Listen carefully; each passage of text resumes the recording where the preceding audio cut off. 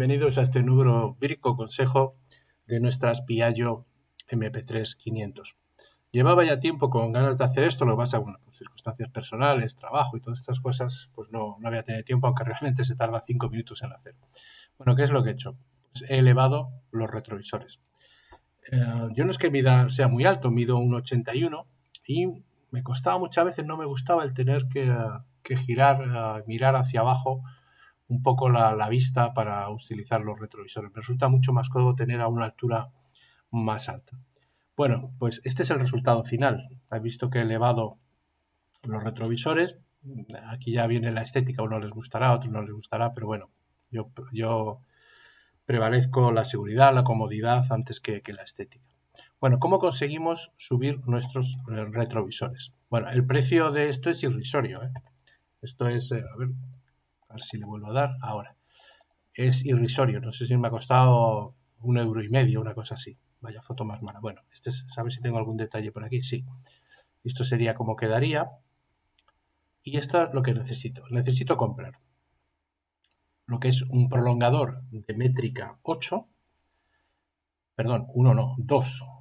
Dos prolongadores de métrica 8 y dos tornillos de métrica 8 por 45 milímetros. Una llave de vaso de 13 y una carraca para aflojar y apretar. ¿Cómo se hace esto? Pues muy sencillo. Bueno, aquí ya está colocado, por aquí abajo hay un huequecito, metemos nuestra llave de 13 y aflojamos y sacamos completamente el retrovisor hacia afuera. A continuación, vamos a ver aquí, cogemos este prolongador y lo empalmamos, lo enroscamos, mejor dicho, al retrovisor. Acordaros de dejar esta pieza aquí arriba para luego taparlo. Yo no la tenía en la ferretería de color negro, seguramente me dijo que la semana que viene tendrán, pero vamos, si vais a una ferretería, procurar comprarla de negro, porque, bueno, o blanco, el color que queráis, cromado, lo que sea, pero bueno, yo la cambiaré. Y, bueno, como os decía, simplemente apretamos aquí, metemos y apretamos todo lo que podamos. ¿Qué hacemos a continuación? Vamos a volver aquí.